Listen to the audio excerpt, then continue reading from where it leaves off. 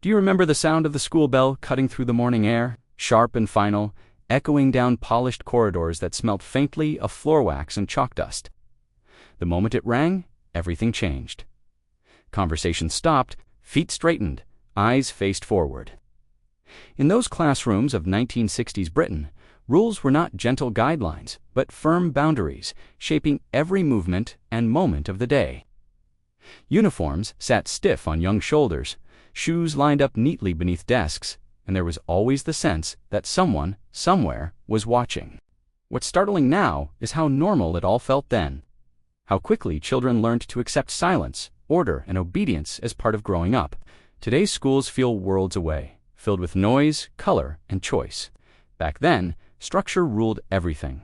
And before we can understand why those rules existed, we need to step back into a Britain still shaped by discipline. To understand those strict school rules, we have to remember the Britain they were born into. The 1960s may sound colorful and carefree now, but many classrooms were still shaped by the years just after the war. It was a society built on structure, caution, and respect for authority, where rules were seen as protective rather than restrictive.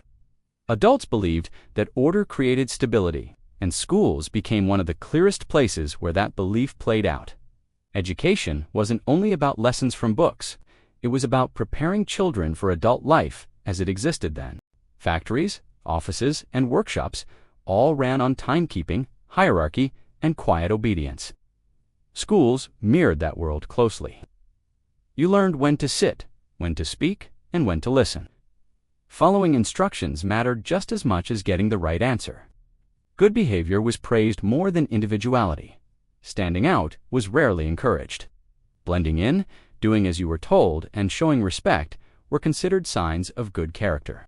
Teachers were trusted figures of authority, rarely questioned, and their word carried weight far beyond the classroom. Today, the language has changed.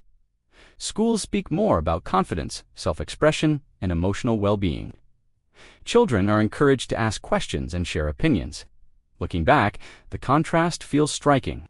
Yet at the time, strict rules felt logical, even necessary. And it was within this mindset that some school rules quietly went much further than we might imagine now. From the moment the morning register was called, the school day unfolded like clockwork.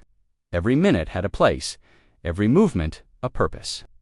Children walked in neat lines between classrooms, hands by their sides, eyes forward, learning discipline before learning sums.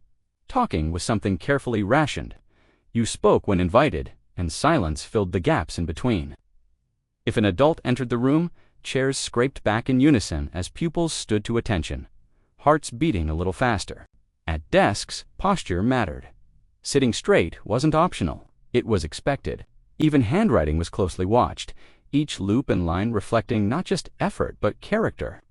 Lunchtimes, which today are noisy and free, were often calm and controlled, with quiet voices and orderly cues. What lingered most was the constant awareness of rules unseen but deeply felt. The worry of doing something out of turn followed many children through the day. A whispered word, a wandering glance, a foot tapping too loudly could draw attention. Yet this strict rhythm became normal, shaping habits without question. Children today would struggle to believe how closely every moment was managed, how little room there was for choice. Back then, routine was the air everyone breathed, and within that carefully controlled world, rules extended far beyond timekeeping alone. Morning to afternoon, bells and routines stitched the day together, teaching patience, restraint, and awareness. Lessons that stayed long after classrooms emptied and childhood moved on into adult life for many pupils across Britain. At the time itself, uniforms told their own story. In 1960s classrooms, clothing was not just practical, it was symbolic. Every button fastened, every tie straight, every shoe polished to a quiet shine. Uniforms were designed to make everyone look the same, and that sameness was the point. Order could be seen before it was spoken. Hair was expected to sit neatly, faces to appear attentive, bodies to move with restraint. A slouch, an untucked shirt, or a frown at the wrong moment could draw unwanted attention.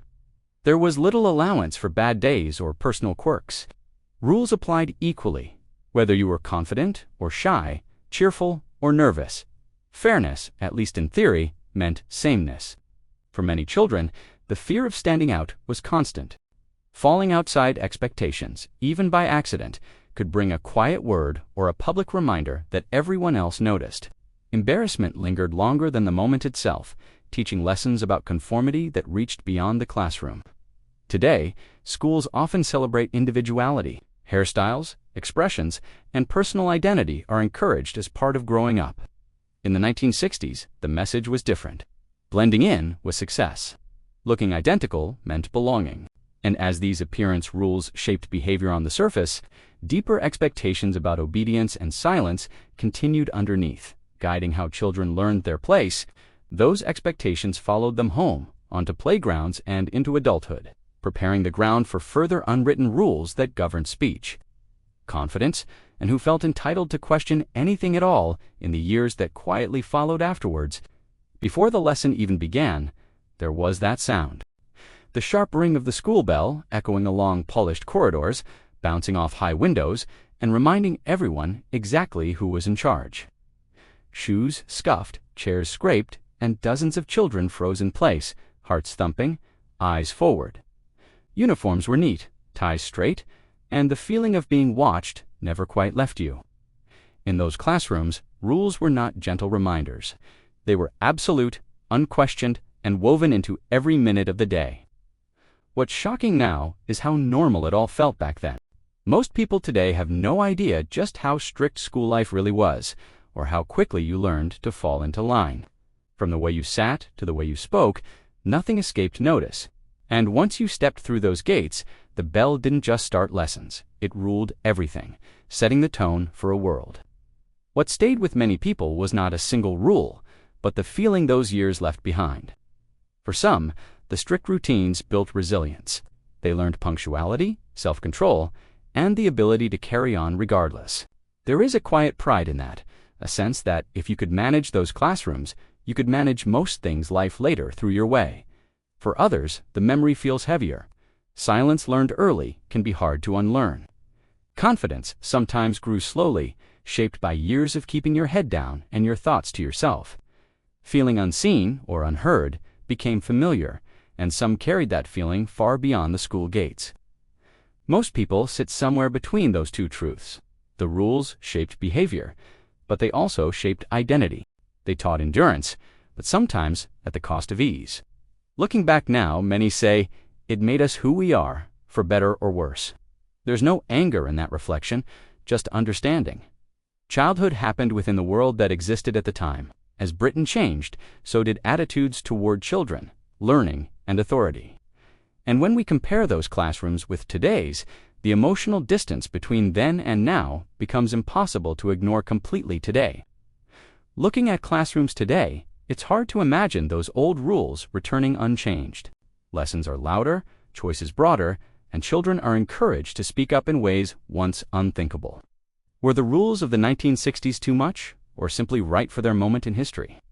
Perhaps they offered structure that some miss, while silencing things others are glad were left behind. Progress rarely comes without loss, just as tradition rarely survives untouched. What remains is the shared memory. If you lived it, you carry it. If you didn't, you inherit its echoes. And between then and now, our schools change,